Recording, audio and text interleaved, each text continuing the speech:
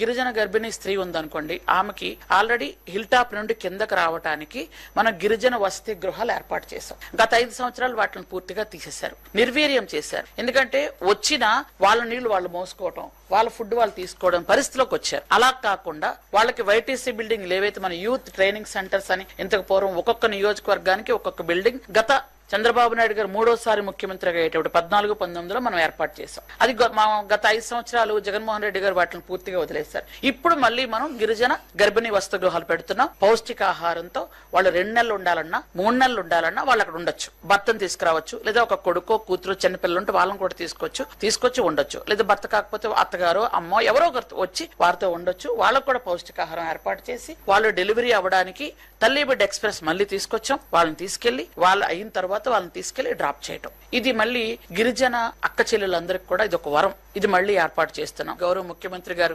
ఆదేశాల మేరకు మళ్ళీ మన గిరిజన గర్భిణీ వసతి గృహాలు ఏర్పాటు చేస్తున్నాం. మళ్ళీ అక్కడ ఉంటున్నారు. వాళ్ళని జాగ్రత్తగా మనం చూసుకోవడం జరుగుతుంది. వాటికి కూడా 35 బర్త్ వెయిటింగ్ హాల్స్ ఏర్పాటు చేశాం.